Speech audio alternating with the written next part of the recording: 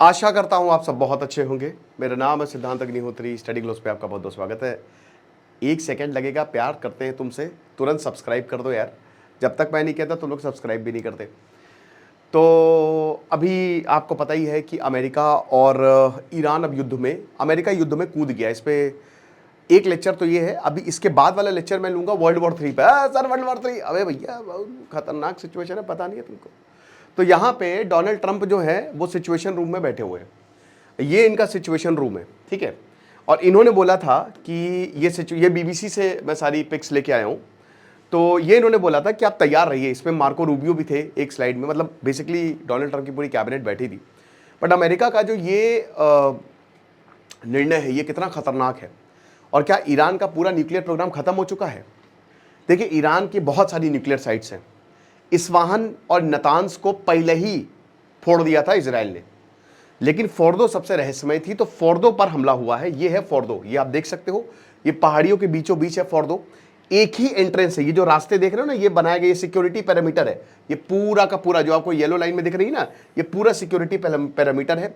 ये आपका underground complex है। यहां से ही अंदर आप एकदम नीचे जाओगे। अब कितना नीचे है ये आज तक किसी को नहीं पता। और बताया जा रहा है कि 7 से 8 सुरंगें हैं फोर्दो में। और ये बेसिकली जो भी टनल्स है ये सिक्योरिटी पर्पस के लिए है। फिर ये सपोर्ट बिल्डिंग यहां पे दी गई है, सिक्योरिटी चेक पॉइंट्स है। ईरान ने बोला था कि यहां पे हमने डिफेंस सिस्टम इर्द गिर्द तैनात करके रखे हैं। तो कुछ तो गड़बड़ है दया। अब मैं आपको कल और आज, अभी से पहले भी मैं आपको बता ही चुका हूं कि आखिरकार प्रोटोकॉल्स क्या होते हैं जब भी आपको यूरेनियम दिया जाता है। Once you sign NPT, step 1, step 2 आपको आईएईए जो है वो न्यूक्लियर मटेरियल देती है। वो कहती है कि हम तुमको न्यूक्लियर मटेरियल टेक्नोलॉजी सब देंगे, ठीक है, तुम टेंशन मत लो, बस तुमको न्यूक्लियर एनरिचमेंट उतना ही करना है जितना हम बताएंगे, ताकि बिजली की आपूर्ति पूरी हो सके।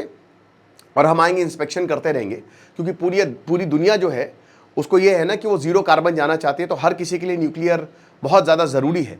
बट बहुत सारे देश ऐसे भी हैं जो इसकी आड़ में बम बना लेते हैं। अब ईरान के लिए वैसे तो काफ़ी समय से बोला जा रहा है कि ईरान के पास बम है, बम बना लेगा। अब इसके सबूत नहीं मिले हैं। अब ऐसा भी नहीं है कि ईरान ये काम कर नहीं रहा है, ईरान कर रहा है ये काम, ईरान बम बनाने का काम कर रहा है, ठीक है ना भाई। पिछली बार भी जब ये बातें उठती हैं तो फिर इजराइल हमेशा हमला कर देता है, वो हमेशा हमला कर ही देता है। लेकिन यहां आईएईए ने बोला कि हमारे पास ये प्रूफ नहीं है कि बॉम्ब है। अब देखिए प्रूफ कैसे होगा, इंस्पेक्शन होता नहीं, एनपीटी से पीछे हट जाएगा। हालांकि एनपीटी के तहत आईएईए वाले जाते हैं यहां पे। पर दोस्तों न्यूक्लियर, नॉर्थ कोरिया में क्या हुआ? नॉर्थ कोरिया में दोस्तों, नॉर्थ कोरिया ने एनपीटी साइन की थी। नॉर्थ कोरिया जब भी न्यूक्लियर, अब आईएईए ने ही, मतलब उनको न्यूक्लियर पूरा सप्लाई उन्हीं यही एजेंसीज ने दी। अब क्या होता था, जैसे ही नॉर्थ कोरिया बम बनाने लगता था या इनको शक होता था तो पैरों पे गिर जाता था नॉर्थ कोरिया कि महाराज सॉरी हम बम नहीं बनाएंगे, हम इसको खत्म कर देना, परेशान मत होइए। तो अमेरिका कहता था चलो ठीक है, कोई बात नहीं, है ना, गोलू मोलू टेडी बियर, कोई बात नहीं। अब क्या हुआ कि वो धीमे धीमे अपना न्यूक्लियर प्रोग्राम जो है सबके नाक के नीचे करने लगा। और 2006 में उसने ये अनाउंस किया कि भाड़ में जाओ, जो पैर तुम्हारे पकड़ते ना उसी को काट देंगे हम, ठीक है। और अब हमने बना लिया है न्यूक्लियर बॉम्ब। मेरा कहने का क्या मतलब है, एनपीटी साइन करने से यह सुनिश्चित नहीं हो जाता कि आप न्यूक्लियर बॉम्ब नहीं बनाएंगे। बहुत सारे तरीके हैं। हर वक्त अधिकारी आपके देश में नहीं बैठे रहते हैं, वो देखते रहे कहां हो रहा है, कहां बॉम्ब कितना बड़ा। भाई ईरान की ज्योग्राफी ईरान के लोगों को पता है, यूरोप को नहीं पता, अमेरिका को नहीं पता, इसीलिए अमेरिका हारता है। तो कहीं पर भी बॉम्ब बनाया जा सकता है। भारत ने भी ये काम किया ना, अमेरिका ने सैंक्शंस लगाए थे, स्पाई सैटेलाइट्स लगातार थे। बट 1998 में ट्रकों में, बैलगाड़ियों में जो है वो हमारा न्यूक्लियर सामान गया था ताकि पता न चल जाए अमेरिका को, समझ रहे। तो हो सकता है, और इसकी बहुत ज्यादा पॉसिबिलिटी कि ईरान के पास न्यूक्लियर बॉम्ब हो। अब दोस्तों देखिए, अमेरिका को पता है नॉर्थ कोरिया, डोनाल्ड ट्रंप 2017 में कह रहे थे कि नॉर्थ कोरिया पे हम बम बरसा देंगे, लेकिन उन्होंने डिप्लोमेटिक टॉक्स चुनी। वो मिलिट्री देखा ना कि वो किम जोंग उन जो है और डोनाल्ड ट्रंप हाथ में हाथ लेके टहल रहे थे। क्यों ऐसा हुआ? क्योंकि उनके पास न्यूक्लियर बॉम्ब था। और कहा जा रहा है कि उनके पास तो आईसीबीएम भी है, इंटरकॉन्टिनेंटल बैलिस्टिक मिसाइल भी है नॉर्थ कोरिया के पास। तो अमेरिका को भी पता है कि हमारे नुकसान हो जाएगा, ईरान के पास नहीं है, तो कमजोर को दबाओ। तो ईरान पे हमला कर दिया। अब ईरान सबसे ज्यादा जरूरी है भाई पूरी दुनिया के लिए, मतलब वन ऑफ दी सबसे ज्यादा। क्यों? एनर्जी सेक्टर में ईरान के पास बहुत तेल के कुएं पे ऐतिहासिक तौर पे है। इस्लामिक वर्ल्ड के लिए बहुत ज्यादा जरूरी है ये कहता है हम हैं, हम शिया हैं, हम पुराने हैं। अभी सऊदी तो अभी नया बना, वो भी अमेरिका के सपोर्ट से। तो पावर क्या, आप कल्चरल देखो ना कहां से है। तो इस्लामिक वर्ल्ड, इस्लामिक रेवोल्यूशन, सब कुछ अगर आप देखो ना, तो ईरान जो है वो एक सेंटर पॉइंट बन जाता है। और अब वर्ल्ड वॉर 3 या कहते हैं कि रीजनल वॉर जो है उसका भी एस्केलेशन ईरान ही बना है। अब जाहिर सी बात है अमेरिका इसमें कूदा है। और अमेरिका, अब देखिए उद्देश्य क्या था, पहली बात समझिए। उद्देश्य ये था कि ये फोर्दो फैसिलिटी है। इजराइल ने ये बोला था कि हमारा एक ही मोटिव है कि हम इनके न्यूक्लियर जो भी प्रोग्राम चल रहा है उनको तबाह कर देंगे। अब अमेरिका ने इसको तबाह कर दिया, ठीक है, अपने बॉम्बर से तबाह कर दिया, B-52 बॉम्बर भेजे और उसके बाद MOP गिराया और खेल खत्म। अब क्या अमेरिका रुकेगा? सबसे बड़ी सवाल यह है कि इनका न्यूक्लियर प्रोग्राम निस्तर-ए-नाबूद कर दिया ईरान का। सबने क्या, ईरान ने कंडेम किया कि ठीक है आपने, अरे ईरान तो करेगा ही करेगा। ईरान ने वार्निंग दी है कि हम आपके बेसिस पर हमला कर देंगे। और देखिए जो गल्फ कंट्रीज हैं हर जगह अमेरिका के बेसिस है। 19 रीजन्स में बहरेन, इजिप्ट, UAE, सऊदी, सब जगह, सीरिया, अमेरिका ने अपने बेसिस बना रखे हैं। 40,000, क्या अभी तो 45,000 बढ़ के हो गए हैं, वो ट्रूप्स वहां पे एक्टिव है। और अमेरिका अब देखिए ये टोपी पहन के बैठे हैं मेक अमेरिका ग्रेट अगेन की, ठीक है ना, ये बढ़िया है पब्लिसिटी। ये टोपी बैठे हैं मेक अमेरिका ग्रेट अगेन की, लाल टोपी है ना, लाल टोपी वाले, तो तिरछी टोपी वाले जो है ये। तो अब क्या है कि ये दिखा तो रहे हैं, बट यही इन्हीं के ही सपोर्टर इनसे खफा हैं कि जब आपने बोला था कि हम युद्ध में नहीं कूदेंगे, हम तो युद्ध से बाहर, तो फिर क्यों कूद रहे हो? युद्ध हमारा युद्ध है क्या ये?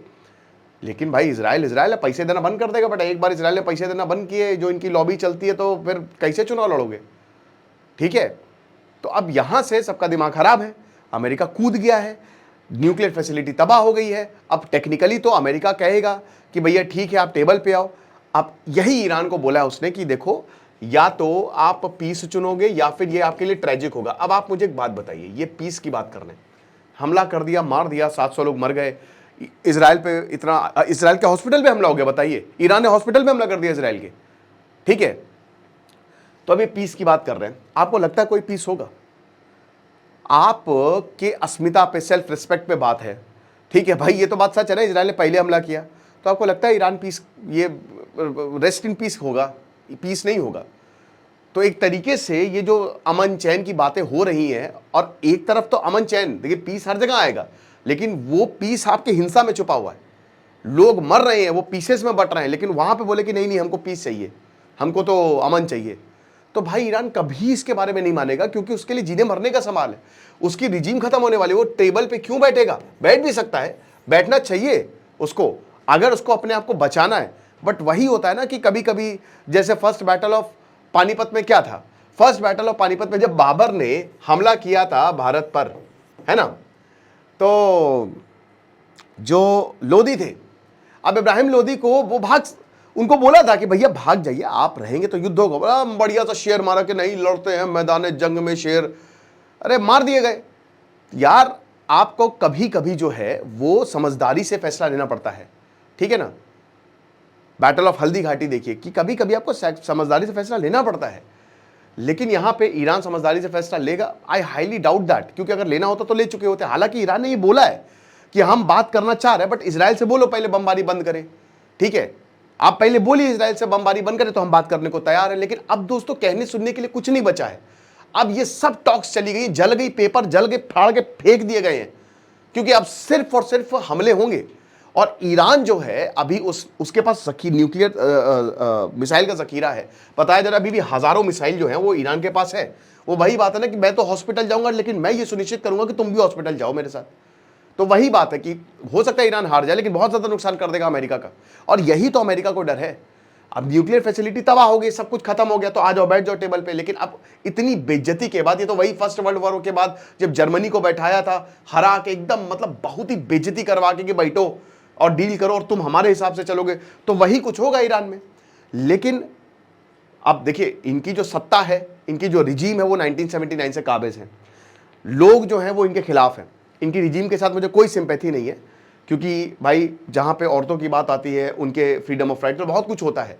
लेकिन एक चीज समझिए, लोगों को वहां के पता है कि क्या हो रहा है, अमेरिका इजराइल क्या कर रहा है, तो लोग रिजीम के पीछे ही खड़े होंगे, ठीक है। तो मुझे ये पॉसिबिलिटी थोड़ी सी कम लगती है कि विद्रोह हो जाएगा, ये रिजीम चेंज होगी भी।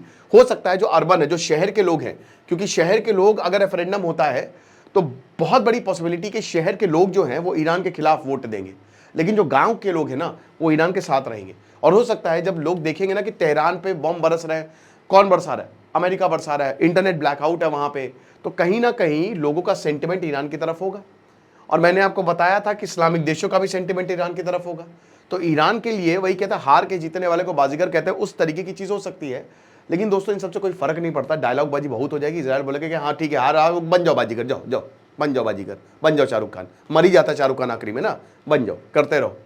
तो वही बता रहे कि यही इजराइल कर सकता है कि हमको उससे लेना देना नहीं है, ठीक है, ये गए तेल लेने, हमारा ऑब्जेक्टिव पूरा हुआ है कि नहीं हुआ है, हम बैठा देंगे, तुम करते रहो यहाँ पे प्रोटेस्ट करते रहो, तुम हल्ला मचाते रहो, लेकिन हम रिजीम चेंज कर देंगे। और एक चीज़ सच बात है दोस्तों कि अगर अमेरिका कहीं रिजीम चेंज करता है तो कोशिश तो करता है कि स्टेबिलिटी लाने की, वो कोशिश करता है डेमोक्रेसी देने की, ज़्यादा राइट्स देने की, ज़्यादा इलेक्शन करवाने की, उसने काम किया है। बट वही है कि आप कल्चर में दखल अंदाजी ज़्यादा करोगे तो फिर प्रॉब्लम हो जाती है। तो फिलहाल तो न्यूक्लियर प्रोग्राम पूरी तरीके से तबाह हो गया है और यहाँ साथ साथ दोनों देशों ने वार्निंग दी है एक दूसरे को, अमेरिका ईरान ने, कि अब आप देखिए क्या होता है। और अब अमेरिका ने तो बोला भी कि अब अगर आपने हमला किया तो हम पूरा ईरान उड़ा देंगे। तो आगे क्या होगा ये देखना दिलचस्प होगा, लेकिन दिलचस्प नहीं होगा दोस्तों, sorry, I am sorry for my words, क्योंकि ये वॉर है और ये वॉर में बहुत सारी जानें जाएंगी। हम यही उम्मीद करेंगे कि ये युद्ध जल्द से जल्द खत्म हो जाए, एक पीस ट्रीटी साइन हो जाए और फिर सब कुछ ठीक हो, क्योंकि इसका जो असर है वो पूरी दुनिया पे पड़ेगा। खुश रहिए, पढ़ते रहिए। दिस इज सिद्धांत अग्निहोत्री साइनिंग ऑफ। चाणक्य नीति और पर्सनालिटी डेवलपमेंट शानदार कोर्स आप अवेल कर सकते हैं, डिस्क्रिप्शन कमेंट बॉक्स में लिंक है, और चैनल को सब्सक्राइब करो। Thank you.